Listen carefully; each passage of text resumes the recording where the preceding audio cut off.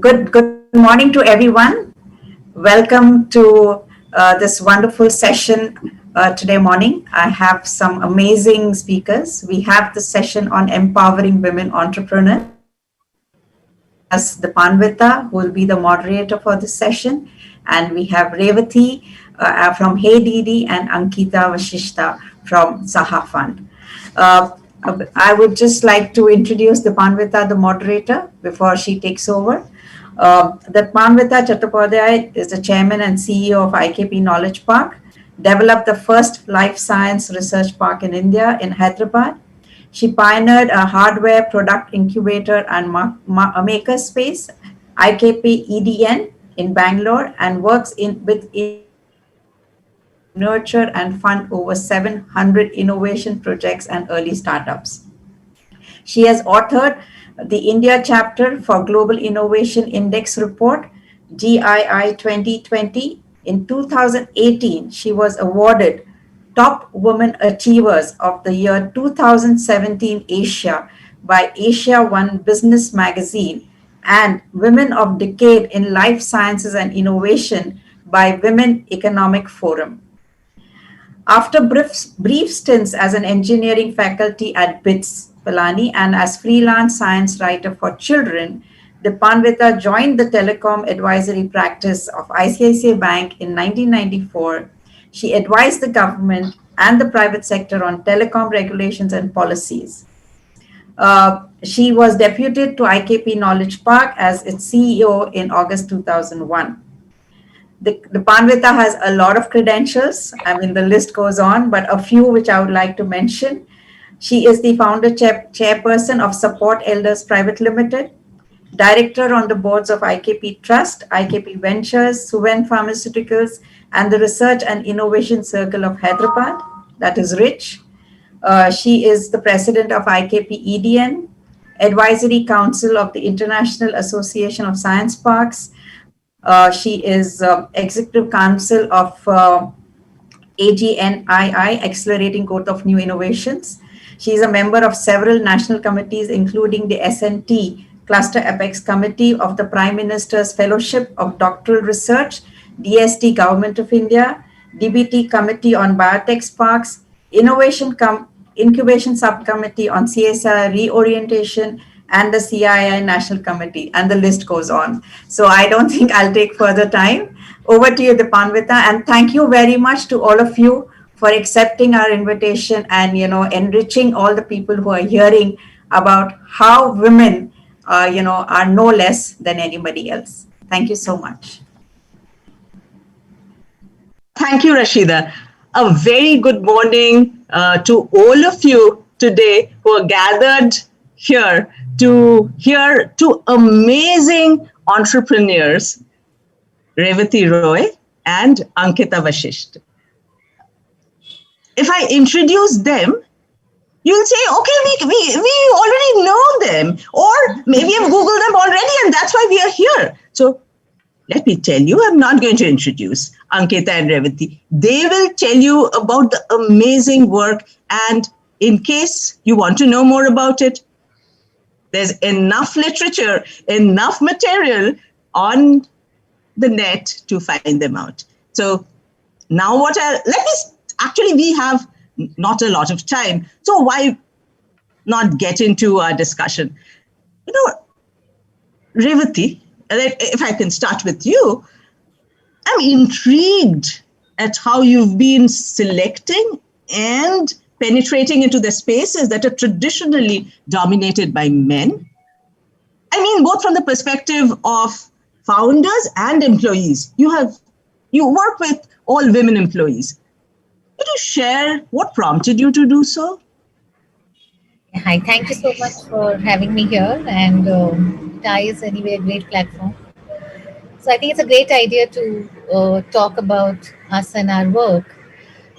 So, mine was more an accident than a planned journey. So, and are you talking of the 4She? Yes. Yes. So let's first hear about 4She and then about all other ventures, because you're a serial entrepreneur to me. Yeah, it's a transition. It's an evolving of businesses. along with times. I mean, you can't get stuck with something because you have started something when you know that the world is Absolutely. moving ahead. So, you have to do it as per what is required. And so when I started, it was merely because I had just lost my husband and I had no job. I was stuck with a debt of huge amount because my husband was in a comatose state for 2.5 years, and I was doing his medical bills and stuff like that. So, the only thing that I could think of Mhm. doing something to get food on the table for me and my children was a skill which I really had. I mean, I still do believe that probably that's the only skill I have. I mean, I just know how to drive. I mean, cars are my passion. They de-stress me. Traffic doesn't matter. It's like I need the wheel in my hand and the fuel tank full. So that's how it inspires me to just go on the road. And when he died, and I said, what do I do now? I actually thought of only one thing, and I said, if I have been just driving my drunken friends back home from parties and not get paid for it, why don't I do this commercially? Because I can actually become a commercial driver and I Mhm. can get paid for it. Because I mean, with the background to this is that I'm a professional rally driver. Yeah. I've done about 85 car rallies. I've won 80 of them. So driving is in my blood. So there's nobody to really stand there and tell me how to drive. And I said, if I could actually make that into my profession, little did I know that it was going to be very challenging. Little did I know that I would create some kind of an empire around it. Little did I know that I was going to create jobs for women. At that point of time, it was nothing but supporting myself. It was really nothing more than that. So I got into it by accident and, survival. But at this point, I probably stopped talking about this because I really feel that a lot of times women, I include myself. I mean, I'm not talking about other women, I'm talking of a woman as in even myself. I always question this now, and I make it a point to say this to other women. Do we really want to wait for a crisis to come and stand on our own feet? I mean, what was I doing for so many years? Why was I not wanting to do this? Did I wait for a crisis to hit me, which was as severe as the loss of my spouse, and then decide that now I want to do something? I mean, it's it's it's crazy. I mean, but however, so that's why I said I came into it by merely wanting to survive. So, And Revati, I just wanted to tell everyone that Forshi is basically the first Asian professional cab service run completely by women. So, after that, there are other women led cab services have started. So, this is a beautiful idea to actually take forward. But in let's hear 2007, about the next one, Haiti. It is even more exciting. A so little more on that. 2007, and then I exited. And anyway, we can probably come to it in a few questions later on. But in 2016, when I realized that logistics was going to be one of the largest industry ever, and little did we know that time that COVID was going to hit us. It is uncanny, it is insane that nobody at that point of time knew that or thought that online delivery, last mile delivery was actually going to be the one of the few businesses which would survive even during the pandemic. In fact, not just survive, it will grow. It is going to grow.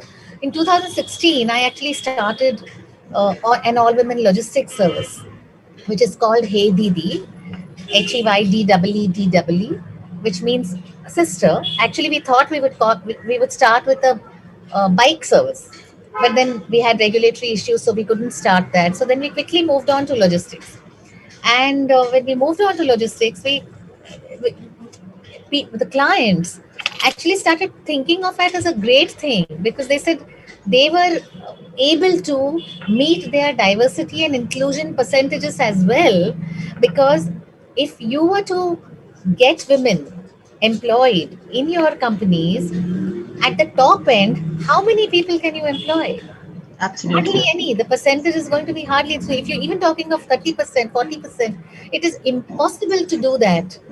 Even with some, Absolutely. you mentioned ICICI, even with a bank like ICICI, which really does a lot for women, it is not possible to maintain those numbers. So imagine Absolutely. at the lowest end of the pyramid, if we are to include engaged women in their workforce, we're meeting the numbers. So it worked both ways. Absolutely. Revati, you are a driver. You have driven businesses. You are in the real sense in the Clean driver's women seat. also, a Yes, you driver. are in the real sense. My father did with an ambassador. Your first rally was with an ambassador, I read. And my father in 1969, with an ambassador, did a Dhaka Tehran rally. Wow. So I could almost relate to what you're talking about. But let me come to Ankita. Ankita, as I was reading about you, you have a fund called Saha Fund. And of course, the rest you're going to tell us. I was wondering if the gender mission of the fund, because I read that you have a gender mission in the fund, Yes. does that in any way impact your fund performance? I'm talking from the investor perspective. Has it been a challenge to raise money from the contributors because you have a gender perspective in the fund? No, thanks for asking me this question. It's a great question. And, again, I just want to thank Ty for having me here today. This is a great platform, for everyone in the industry. So just to answer your question, I started Saha Fund in 2015. It's the first venture capital fund to invest in women. And that is my sole mission. I've been in the investment space for the past now 13, 14 years. From being in private equity in London to venture capital in Singapore, and then now kind of investing in India. And I've been in this space, and I think the reason I launched Saha Fund was the fact that I just didn't see enough opportunities for women entrepreneurs.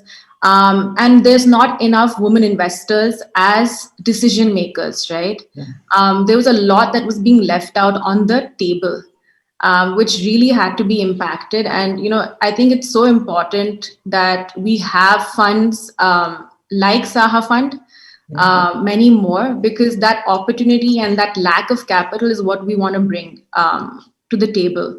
So to answer your question, funnily enough, it does not impact the fund's performance at all. I personally believe, and we are now proving it, that diversity beats the benchmark, right? That's the whole point that we want to prove through Saha Fund. And there's enough evidence and research out there from Goldman Sachs to Bain to Morgan Stanley that women-led companies and diversity-led companies beat benchmarks. They do much better. There's a higher return on investment on equity, etc. And it's just good for business because, I've been part of Indian Angel Network and a bunch of networks where, you have these monthly meetings and, entrepreneurs come and they're presenting to a room full of investors. Majority of time, those 15, 20 investors are all men. Right. So if a woman is coming and presenting an app to deal with fertility or your period tracking or, a very lingerie focused brand, how will 15 men who have never used those products or solutions understand it? They will not understand, and therefore they will not invest in it. And you'll see a great entrepreneur completely being missed out. Right. And so, diversity in your team leads to better products, better solutions. There's so many positives. So definitely, so what I always tell an investor is that you're anyway getting your returns, which you would get from any kind of asset class that you're investing in. Yeah. But at the same time, you're getting a multifold effect here because you're creating an impact in the women entrepreneurship ecosystem. And it's also proven that when you invest in women not only reinvest that into themselves, but into the society, into the family, and into many more, right? One woman entrepreneur hires 3 times more number of women employees. So there's so many amazing kind of multiplier, effects happening over here. So your money that is $1 is returning much more. So this is music to my ears. This is absolutely music to me. Yeah. Actually, after this, we should have another meeting where we discuss, because I have a lot of women entrepreneurs in life sciences that would maybe benefit from the things you are saying. So I'll get back to you on that separately. But let's continue. And sorry, just to add on, because Revati, thought of this idea, and she's a woman founder, and she went on to hire, women drivers, which is why we have, Hey Didi and Fershi, right? So it's a live example of why women leadership can really engage and empower other women. Lovely.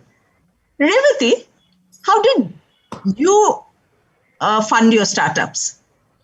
We just spoke about funding, but all funding is not venture capital funding. So you can raise money from the bank, you can raise it from your family, you can actually use your revenues to fund most of your business. All businesses are not venture investable, neither do you need to actually go to VCs. Let me hear, how did you fund your venture?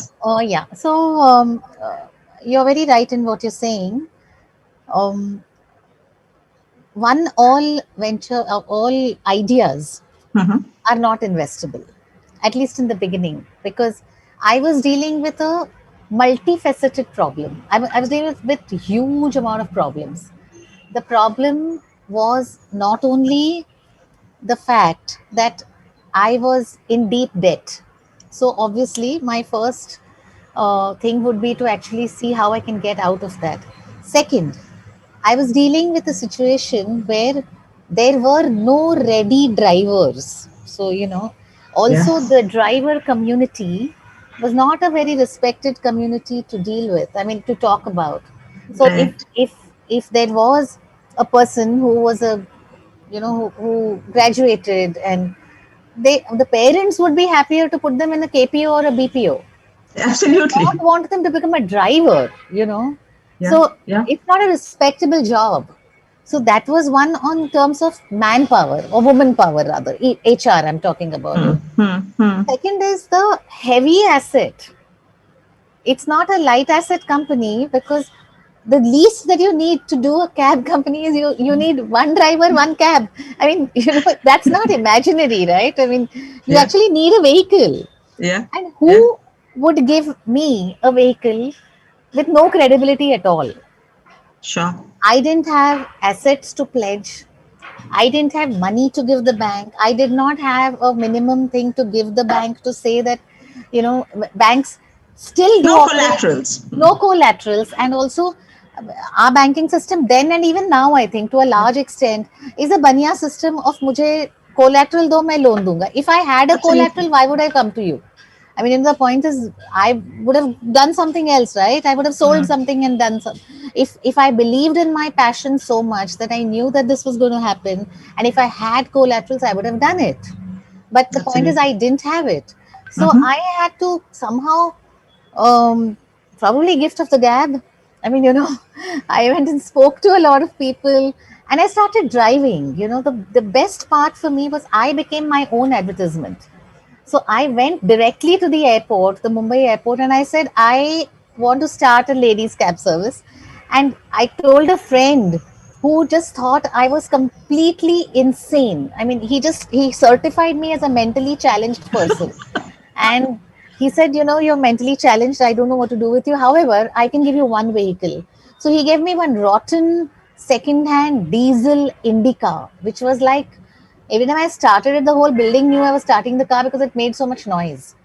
And I found one angel in my life who said to me that I am happy to, fund you up to an amount of 5 lakhs, not giving me 5 lakhs, but to an extent that I'll make your stickers, I will do an ad for you, things like that, intangible.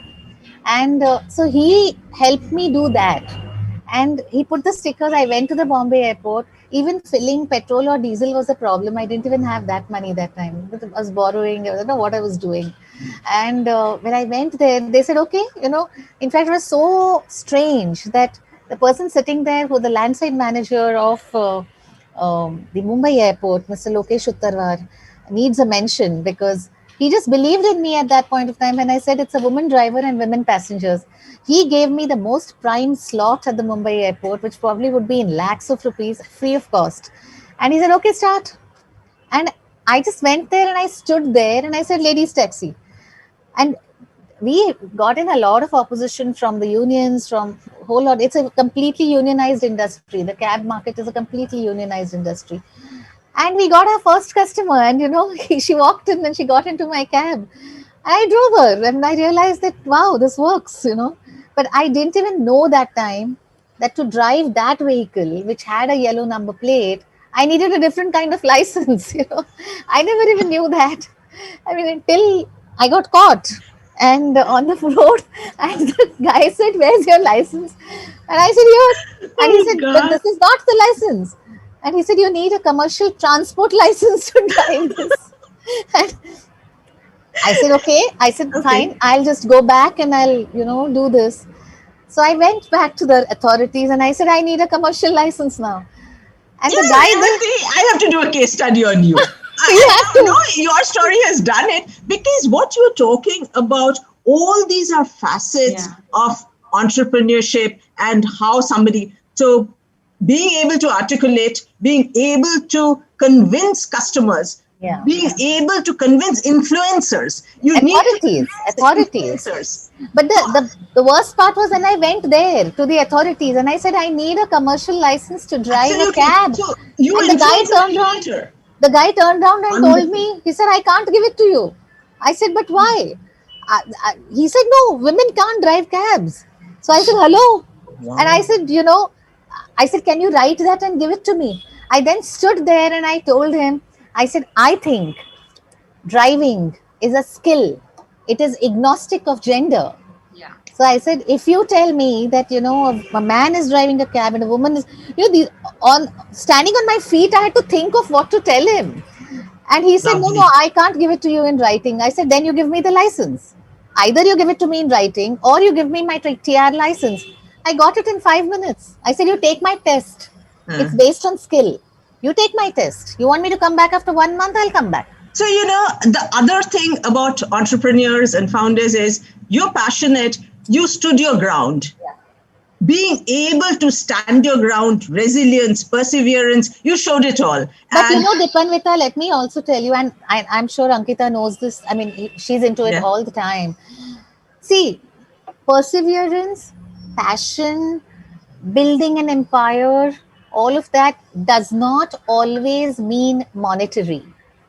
sure, sure. Success is not always related to money. Absolutely. Absolutely. I may have not achieved that monetary huge success of having a valuation of 500 crores and all that. We didn't get the money that time. So my Okay. funding was all about, friends who gave me cabs, somebody who gave me ad money, that kind of thing. But I got my first break when I started speaking to a lot of people, and I was invited to speak at some panel somewhere, and I started talking about this, and somebody there heard me speak, and they said, I think we want to invest. And that was Lovely. Oryx and ILNFS. Okay. So Yeah. they were my first investors, in terms of a corporate kind of investors. Yeah. So But I made a mistake. institutional investors. Institutional investor, but I think that was Right. the biggest mistake of my life. So That's another story because we also need to understand it's because you're so starved of fun. Entrepreneurs see this again and again and again. And you're in awe that Money comes, but they new don't. facade building and all of that is like, crazily attractive, and you feel, wow, somebody's come to me. Yeah. So, but then you have to be prudent to read the fine prints. You have to actually negotiate. Yeah, but Dipendita, that comes much later. Much later. So these things have to be. So these you are have to make stories we these need to mistakes. talk about. You have to make these mistakes. Yeah, yeah. So, and you have made the mistakes, you've learned it the hard way. Yeah. Some of the new entrepreneurs, budding entrepreneurs, today in the panel and later on when we talk about you, should learn from your mistakes. Let's not commit the same mistakes again and again. Let's commit new mistakes. That's fine. I think we have to make mistakes in our life. So let's learn from others. So, Ankita, can I come to you? You've seen a large number of women founders and also startups with women in the senior management. Are women founders different in any way? You already mentioned that women founders actually meet ROI, meet all the expectations. But for example, are they a little more risk averse? This is times I hear all the time, are they less aggressive? Are they less of a visionary? What is your idea, and what is your, it's not an idea, it's not a perception, it is what you've seen. So can we hear a little more on that? No, true. So, I mean, I have, of course, my day in, day out, I meet so many kind of women founders, and, my investors are amazing women leaders. I think leadership itself has, their own unique qualities. I mean, kind of keeping gender aside. Yeah. But what I love about women is the fact that they are great. I mean, there are some very innate characteristics of women, which if brought to the workplace can do wonders, right? I mean, women are great at multitasking. They have perfected, work-life balance. We have to be a wife, we have to be a daughter, we have to be a mother, we have to be ourselves also, right? We're always kind of doing all those roles on a daily basis, and we're doing it, right? I think women are very empathetic and nurturing. There's so many positive traits of women, which along with leadership qualities, which I feel come with you from your own passion, like Revati, sorry, that is her passion. She really wanted to do it. That was her experience and she did it, right? So that comes with each own founder's experience and their own passion, but clubbed with that kind of innate characteristic of women, it multiplies again. I keep using this word multiply because it's true. Absolutely. Right? You have, say women employees in your team, right? If you have a woman kind of manager leader, she'll understand when you want to take that, a month or two off after having a kid. She'll understand when you have those off days or whatever it may be. So I think it's about that flexibility, right? You asked a question about, are women visionary? Of course they are. Everyone has a vision. Yes, I think there's one thing that sometimes women do lack in is that, we are not very aggressive sometimes. I mean, I'm also not, I'm actually a very big introvert. And, I always tell entrepreneurs, talk about what you're doing all the time. Very confidently, proudly, in your face, talk to people. It's something which I also don't do, because I always feel like, I'm doing it. I mean, why should I go into someone's face and keep talking about it? But you have to, because unless you talk about it, how will the other person know? And sometimes we as women don't do that too much, to be very honest, Absolutely. So I think, so that's where sometimes we don't talk. And for example, I was talking on a panel last week and it was an investor-led panel. So we were discussing about how when women come to present, they're very real, in their numbers. So they'll say that, I just need, say, this 2 crores for the next 12 to 18 months and I'll be fine. Versus maybe the same plan, if a male is presenting, he'll ask for maybe 5-10 crores. And he'll say, I need that 5-10 crores for the next 5 years. Yeah. So what happens is, it's obviously a little inflated, and it's aggressive numbers. But then what has happened is he has positioned himself as a scalable business for the next 5-10 years. You understand? Where even though the women-led companies, the numbers are probably more realistic and true. So I think that's also where sometimes women need to just, talk big and talk scale and talk growth. So these are just things as an investor I have noticed because I've seen so many women founders, and even I'm like that. If I only need 10 rupees, I'll only ask for that 10 rupees and I'll even save in that, right? But in this world, you need money not only for now but for tomorrow. You need to keep thinking big and scale because you don't want to continuously be fundraising as well. So I think that's where sometimes women have to just change and be like, hey, I want to be aggressive, I want to be confident, I want to just ask for a lot of money. So I think it's just these small traits that maybe sometimes women get left behind. But otherwise, I think we have the vision, we have everything, and every founder who really believes in their idea has that passion to take its kind of vision and idea wherever they want to take it. I think what you said is absolutely right. Yes. Yes. I'm saying I'm at your doorstep tomorrow morning, Ankita. No, I'll also, I met Revati, I think when I just launched our fund, or maybe just started it. Yeah. I think thanks to Mrs. Kiran Mazumdar-Shaw, right? Yeah. And I'm telling you today, I loved what Revati was doing. And I really wanted to at that point see how I could work with her and her company. The only thing is my fund is tech focused and tech enabled. Again, what happens is sometimes we run funds and we have investors and we have these theses where it has to fall in that bracket, in that kind of thesis, and then the only. thesis. But I love what she's doing, and I think in the later questions I'll talk about She's Stronger, my other kind of initiative, and where. Yeah, because it's a pity that we don't have hours to just take this chat. That's already time almost. Yeah, it's already. Do is we want to really understand one thing that from Revati, you have so many women not actually sitting in office and working, going out to service clients. Any kind of HR policies that you've adopted? How do you deal with that so that other budding entrepreneurs, women entrepreneurs, or even men who have a lot of women force, because we're not excluding men entrepreneurs from our discussion. We're saying that when you employ a lot of women, are there any HR policies that you need to be cognizant about? We'll just look at that part a little. See, you're right. I mean, we have, so every rider or driver of mine is literally like an entrepreneur, except that they are on my payroll. However, the role that they do, they really go out and I have intentionally kept them on my payroll. I do not want a contracting system. The reason being that when a woman comes out of the house, she has to take back something to the family. Otherwise, the family will not allow her to come out. So she has to give back something to the family. So what we have done here is the policies as such, if I may include these in the HR policies of the company, is that I am doing a medical insurance for all family members. Because if it's a cashless policy, I'm saying that, you work with me, you get it in the best hospital, up to ₹1,00,000. Your family gets insurance because and they're living in the below poverty line. They're falling more sick than all of us. They need that thing to be done. So I'm doing that. There is an accident insurance, there is a medical policy, and I don't want them on contract because then I can't do this for them. I want them to be inclusive of my company because I want to be responsible here in a day and age when most companies are shoving them off. I must be the only, I don't know, maybe the crack one to actually say that, I want to include you in my problems, make my problems more, and make sure that I want you to work with me. So, this is one of the things that we are very particular about.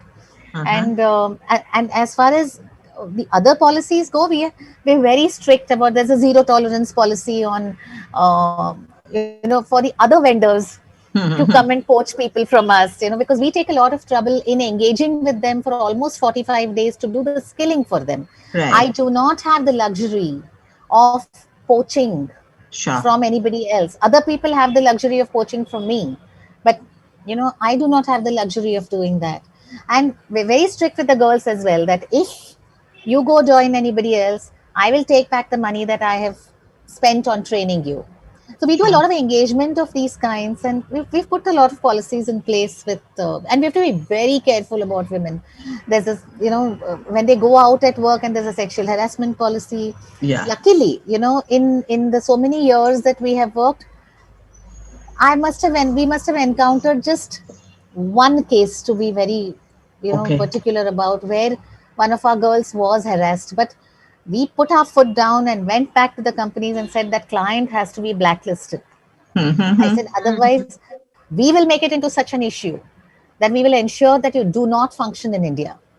You just do not function in India. Yeah. So we've made sure that you have to see, as a business leader and as the leader of the organization, I have to put my foot down and say my girls are protected. Absolutely. I think caring for your employees, because they're your biggest asset. Employees are the biggest asset. They are the reason I exist. They are the reason I exist. I mean, fantastic. So this is what I think everyone has to emulate. Fight for your employees. Make sure that they're part of your bigger, in a sense, they're my family. They are my family. Yeah. So Ankita, would love to hear a little more on She's Stronger, Wavemaker Lab. You've done so many things. A little bit on that. Yeah. So, I mean, this is all. So Wavemaker is something I did before Saha Fund. So it's an incubator / tech accelerator that is founded in Singapore. And it's been approved by the Technology Incubation Scheme of Singapore. So they co-invest along with us. Okay. But what's more exciting is the fact that, after I launched Saha Fund, and this is a journey of VC investing, I realized that there are so many amazing businesses out there that are creating impact and very scalable and sustainable, but sometimes they don't always fit in the VC model at that time, or they're not VC ready at that point. Absolutely. Right? So for that, so now anyway, so Saha Fund is my first fund and it's fully invested. I'm now launching a second fund called Strong Her Capital. So I've kind of rebranded the name to Strong Her. Because it's now a global fund where I'll be investing in US, UK, Singapore, and Asia. What's the fund size? So this fund will be $50 million.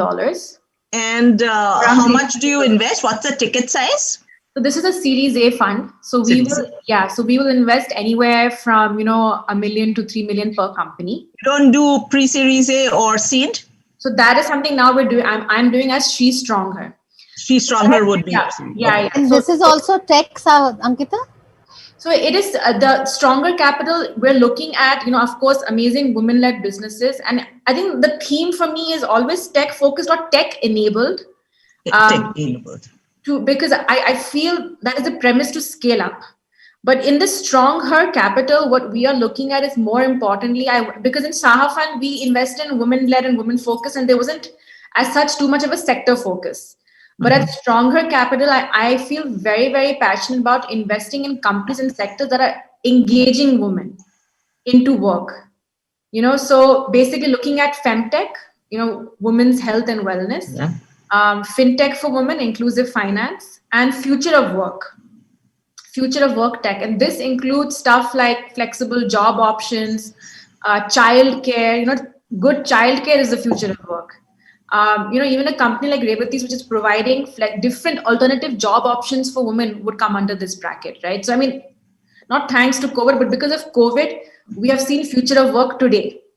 But I've always been talking about how it's so important to have these women-focused job portals or freelance work portals or Upwork, etc. Right? So looking at these sectors, which I feel, because as a woman, being able to manage your own finances and having financial product focused for women makes them financially independent. Of course, having a job makes you completely independent, and then you can take care of your health and your finance, right? So, Ankita, I'll stop you here because 11:20 we have and we have a minute. Okay.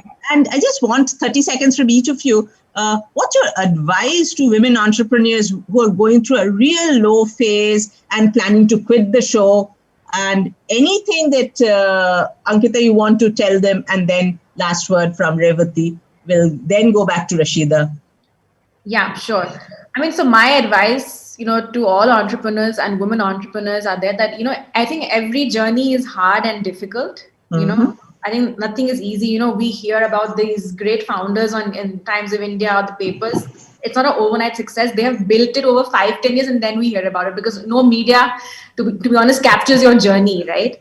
Yeah. So if you really believe in your idea and you're confident about it and you feel it's unique and it's really creating an impact, stick to it, and get people to support you. But and also talk about yourself. Go out and talk and be confident and take care of yourself and your mental health and your wellness. Revati, 30 seconds.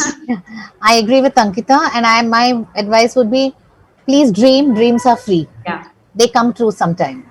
Lovely. That's a fantastic word to end with. I am very sorry, Rashida. We just chatted and we were so passionate about our talks. We could not cover even what I wanted to ask about government policies and how government, that will keep it for another day because I need another hour with them, please. Now, you might not be so difficult in saying, Deepanita, you have to stop. But I respect that you have another panel to go to. Yes, Rashida, over to you. Thank you so much. This was amazing. The journey of Revati as well as what Ankita is doing, and Deepanvita, anyway, you are doing great. So thank you so very much. Because of lack of time, I really don't have much to say about conclusion, though I would love to say a lot more about everything that you have said. But yes, I loved your, conclusion line that dream big, dreams are free, and sometimes they do come through.